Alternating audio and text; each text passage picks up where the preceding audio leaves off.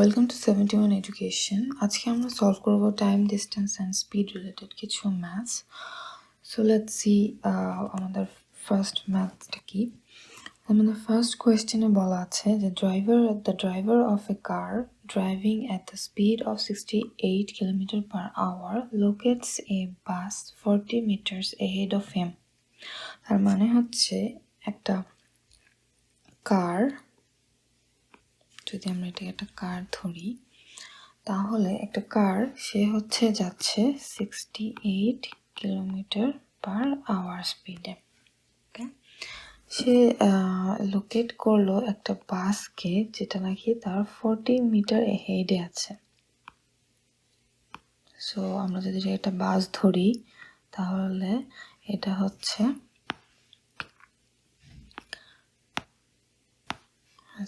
40 metre সামনে।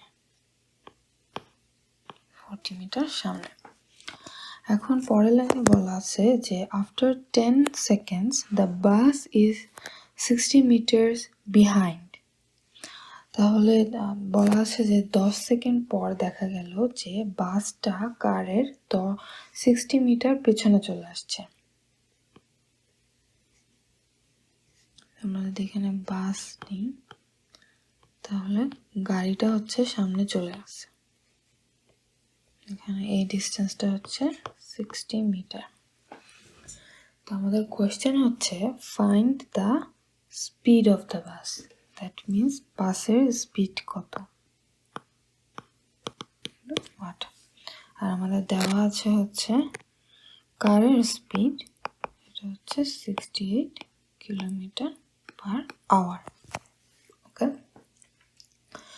তো যেহেতু 10 সেকেন্ড পর গাড়িটা বাসের 40 মিটার পেছন থেকে 60 মিটার সামনে চলে গেছে, তাহলে আমরা বলতে পারি যে এই 10 সেকেন্ডে কার রিলেটিভলি মোট যে ডিস্টেন্সটা কভার করে সেটা হচ্ছে 60 প্লাস 40 ইকুয়াল 100 মিটার। ওকে, তাহলে এই 100 মিটার ডিস্টেন্সটা কার কভার করে আমরা দেখতে পাচ্ছি ইন 10 সেকেন্ড। তো যেহেতু 10 সেকেন্ডে কার 100 মিটার ডিস্টেন্স কভার করে, তাহলে আমরা বলতে পারি যে কারের রিলেটিভ স্পিড হচ্ছে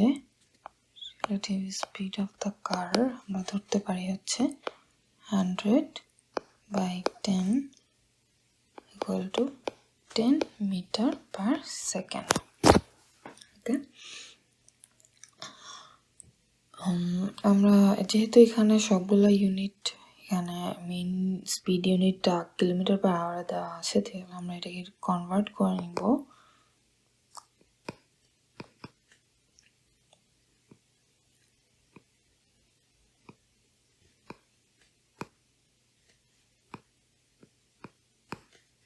ওকে, তাহলে এটা দাঁড়াচ্ছে হচ্ছে 36 কিলোমিটার পার আওয়ার। তো এখানে কার এবং বাসের যে ট্রাভেলিং ডিরেকশন, এটা দুইটা হচ্ছে সেম দিকে, এই জন্য আমরা রিলেটিভ স্পিডটাকে ধরে নিব। এই কারণে আমরা লিখতে পারি relative speed of the car হচ্ছে এই তাদের বাস এবং কারের স্পিডের ডিফারেন্স। তাহলে কারের রিলেটিভ স্পিডকে আমরা আবার লিখতে পারি হচ্ছে speed of the car minus speed of the বাস। তো আমরা এখান থেকে এই ভ্যালুগুলা, এখানে একটা ভ্যালু আছে এবং এখানে একটা ভ্যালু আছে, এই ভ্যালুগুলো এখানে আমরা বসাবো। তাহলে আমরা পাচ্ছি হচ্ছে 36 ইকুয়াল 68 মাইনাস এসপি। তাহলে আমরা পেলাম হচ্ছে SP equal to 68 minus 26 32 kilometre per hour. তাই হচ্ছে আমরা পেয়ে গেলাম বাসের স্পিড। ওকে, এই যে হচ্ছে আমাদের first problem. Now let's go to the second problem. তো সেকেন্ড প্রবলেমে কি বলছে, if a person goes around an equilateral triangle shaped field at speed of 10, 20 and 40 km per hour on the first, second and third point, then find his average speed during the journey. তাহলে এখানে কি বলা আছে, দেখা যাচ্ছে যেখানে a person সে হচ্ছে কি হচ্ছে, he goes around an equilateral triangle shaped field. Equilateral বলতে বোঝাচ্ছে যে একটা ট্রায়াঙ্গেল শেপড ফিল্ড আছে। আমরা যদি এটাকে এ বি সি একটা ট্রায়াঙ্গেল ধরে নিই, তাহলে এখানে যেহেতু এটা ইকুইল্যাটারাল ট্রায়াঙ্গেল, দ্যাট মিনস হচ্ছে এই ত্রিভুজের তিনটা বাহু সমান। তো আমরা ধরে নিই যে এই তিনটা বাহুকে আমরা যদি এই যে দ্য মেজারমেন্টটাকে যদি আমরা ডি ধরে নিই, তাহলে A B equal B C equal C A equal to D. হ্যাঁ, এখন এখানে বলা আছে যে এই তিনটা বাহুতে তার স্পিড হচ্ছে 10, 20 and 40। তাহলে এখানে যদি আমরা 10, 20 এবং 40 ধরে নিই, তাহলে এখানে আমাদের কোয়েশ্চেন হচ্ছে ফাইন্ড হিজ এভারেজ স্পিড। এই পুরো জার্নিতে তার এভারেজ স্পিড কত। ওকে, আচ্ছা আমরা ধরে নিই যে এই পুরাটা ফিল্ড তার রাউন্ড দিতে তার মোট সময় লাগবে। সো আমরা যদি টোটাল টাইমটা কাউন্ট করি, টোটাল টাইমটা আমরা যদি ধরে নিই এখানে T A B C plus T C A, তাহলে টোটাল টাইমটা হবে হচ্ছে, আমরা নর্মালি জানি হচ্ছে যদি ডিস্টেন্স বাই স্পিড করি তাহলে আমরা পেয়ে যাই হচ্ছে টাইম। তাহলে এখানে এই এ বি ডিস্টেন্সটা হচ্ছে, আমরা জানি প্রত্যেকটা ডিস্টেন্স হচ্ছে সমান। তাহলে আমরা করতে পারি D by 10 plus D by 20 plus D by 40। Okay, তাহলে আমরা এটা যদি আমরা ক্যালকুলেট করি তাহলে পাই হচ্ছে ডি অফ এখানে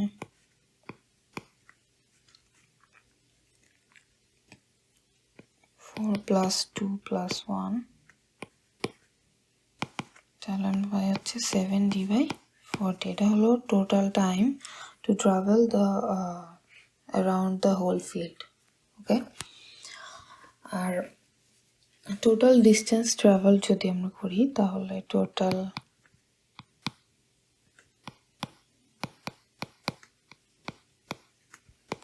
ডিস্টেন্স হচ্ছে d plus d plus d equal 3d।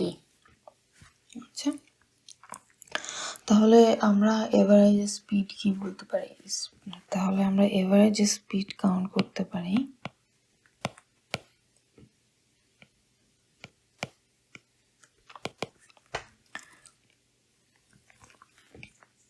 তাহলে আমরা এভারেজ স্পিড হতে পারে total distance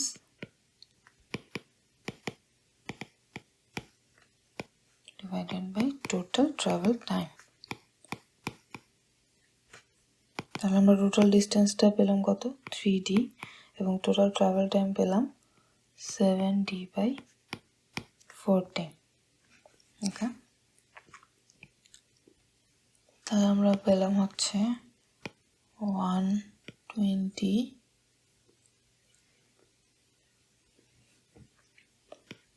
by 7 kilometre per hour.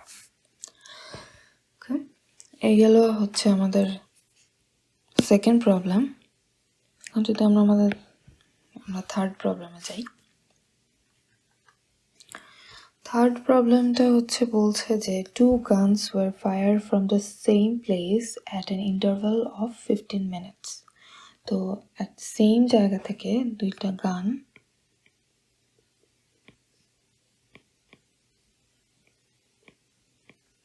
আছে ফায়ার করা হলো,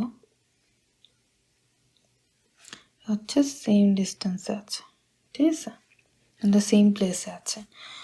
সো এবং দ্য ইন্টারভাল অফ 15 মিনিটস, এই দুইটা গানের ফায়ার করার মধ্যে টাইম ইন্টারভাল হচ্ছে 15 minutes. But a person in a bus approaching the place hears the second report 14 minutes and 30 seconds after the first. So আরেকটা বাস আসতেছে, সেটা হচ্ছে এইদিকে এই সেম প্লেস অ্যাপ্রোচ দিকে আসতেছে। সো সেই বাসে যে একটা পার্সন আছে, সে হচ্ছে সেকেন্ড গান ফায়ারের যে সাউন্ডটা সেটা শুনতে পেলো হচ্ছে 14 মিনিট 30 সেকেন্ড পরে, আফটার মানে ফার্স্ট ফায়ারের 40 মিনিট 30 সেকেন্ড পর।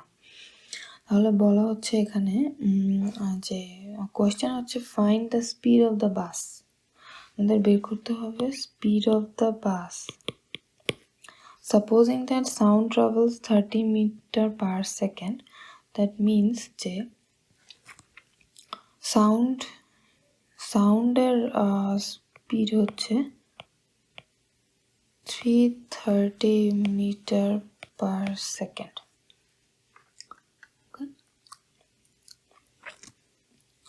তাহলে যেহেতু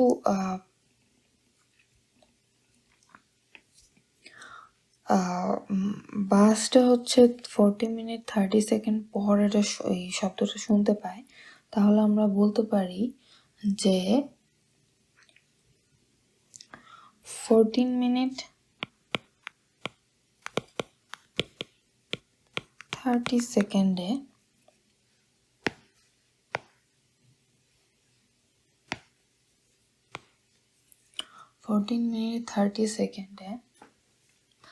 বাস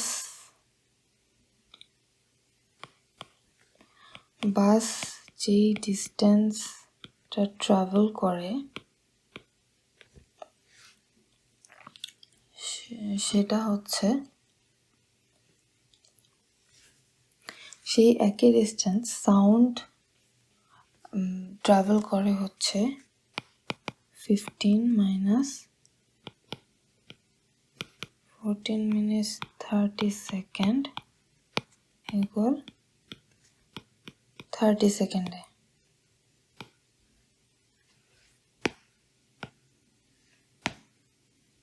এটা হচ্ছে the same distance traveled by sound, so it will take the same time. Okay, তাহলে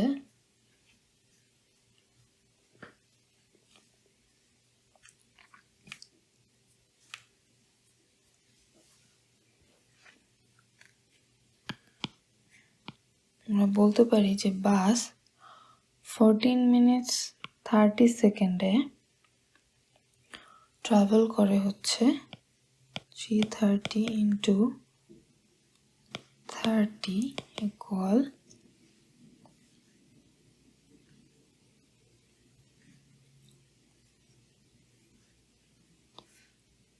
আমরা বলতে পারি যে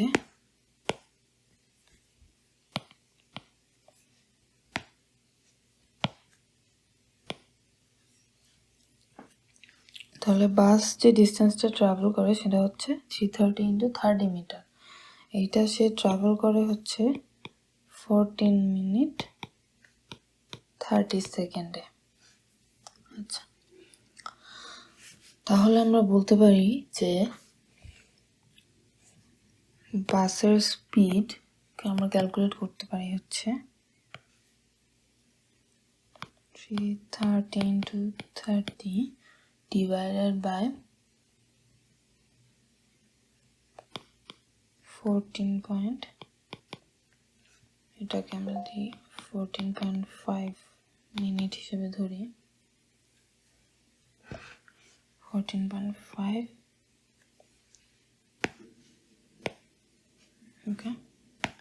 তার এটা এখন আছে হচ্ছে মিটার পার সেকেন্ডে। এটা হলো মিটারে আছে আর এটা হলো মিনিটে আছে। তো আমরা এটাকে কিলোমিটার পার আওয়ারে কনভার্ট করব। আমরা কনভার্ট করব হচ্ছে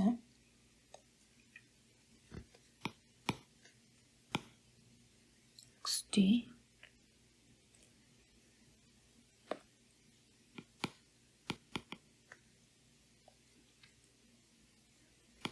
হচ্ছে 1000। আমরা পাই হচ্ছে 1188/29 কিলোমিটার পার আওয়ার। ওকে, তো এই ছিল আমাদের আজকের time, distance and speed related তিনটে problem solving session. So if you have any question, please don't forget to ask in the comment section below.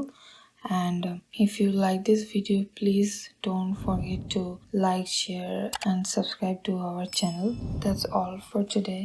Thank you for watching this video.